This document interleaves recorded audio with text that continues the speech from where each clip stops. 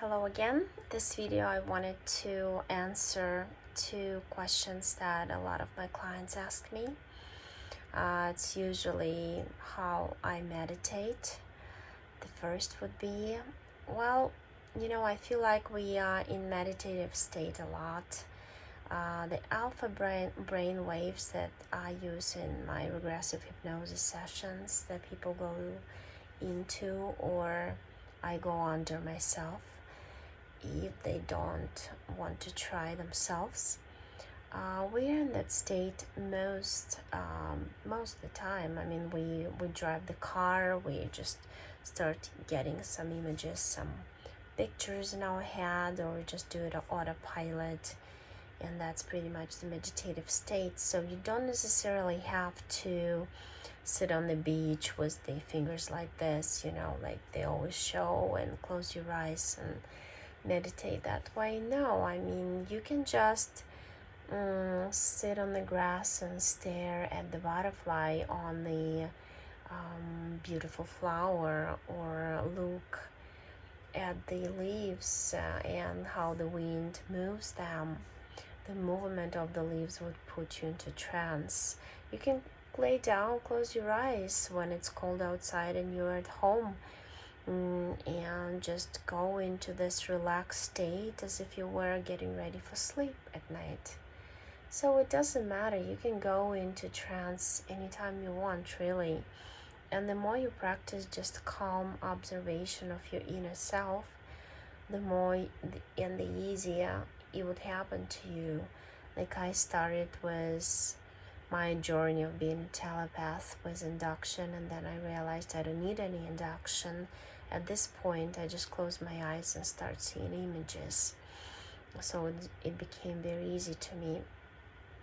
But also because I have the characteristic of my DNA, original DNA from Series B, is that I'm very telepathic and I can remote view and all this. So it also depends on your genetics, on your DNA, this ability. If you just go for your first a regressive hypnosis session like I did in 2016 when I woke up, and in that session I went under very easily. So the regressologist didn't have to use all her tricks on me.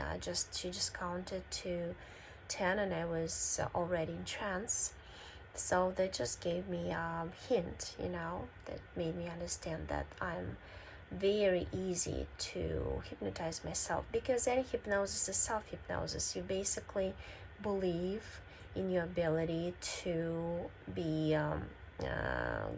able to go into trance, and by believing in it, you put yourself in this condition, into this motion, of being still and observant and going inside yourself to read off of information.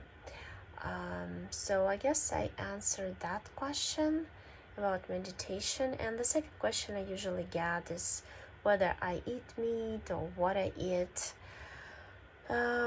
So I can tell you this depends on DNA also. I know some people who have some reptilian DNA and they cannot survive without meat, even though they reduce the amount they eat. I come from Series B, but I see myself a lot as like mermaid-like creature or amphibian-like creature. I usually see myself in the water. I also saw myself as a dolphin.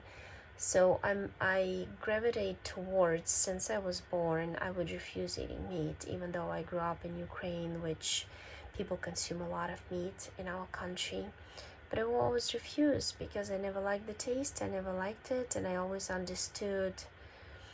Actually, I was shocked one day when my friend invited me to a dinner and said that her mom made a rabbit that your grandma grew on her rabbit farm in the country, and she also made a code that really shocked me to deep down to my heart. And from that day I just totally, I could not even make myself eat anything related to animal products.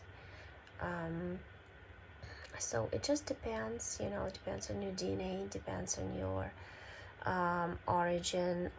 It depends how many lives you spent here on Earth. This is my first life, and all the planets I see myself on, I either don't eat, or if I eat some seaweed or grass, or just drink water, basically. So, and that's why in this life I just always follow my inner call, your intuition, what you want to eat. Ask yourself, oh, if you eat this or that, do you feel good eating this? How does your body feel it? Always, I always recommend follow your inner feeling.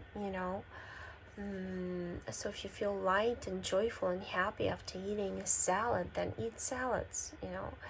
If you feel happy about after eating beans or rice, then eat those foods. I always tell my kids to follow their own feeling like that too.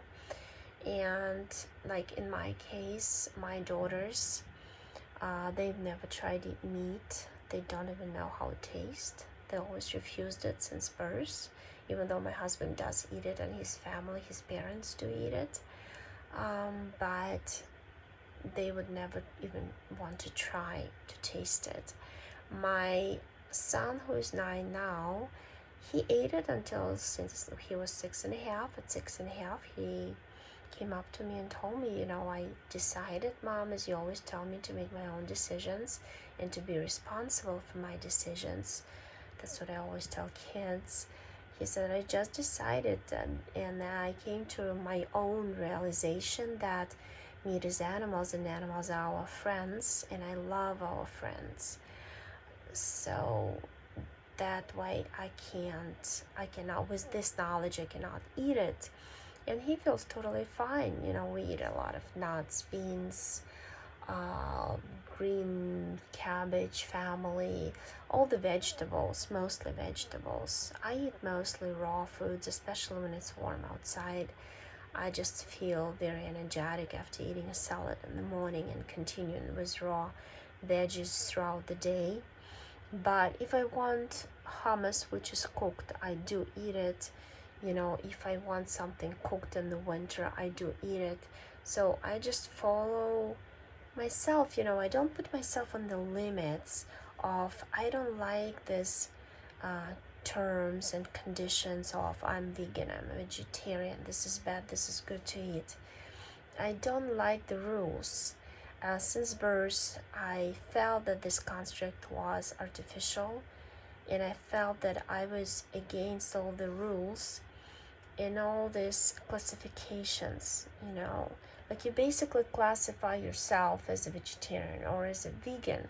I classify myself as a free intuitive who listens to my inner feeling and eats what I feel like eating.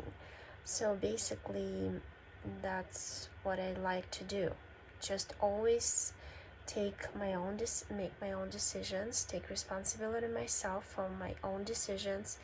And the same thing I always tell to my kids, you decide for yourself, you know better, you're very smart, you're very strong, and you have your own soul, you have your subconscious, you have your intuition.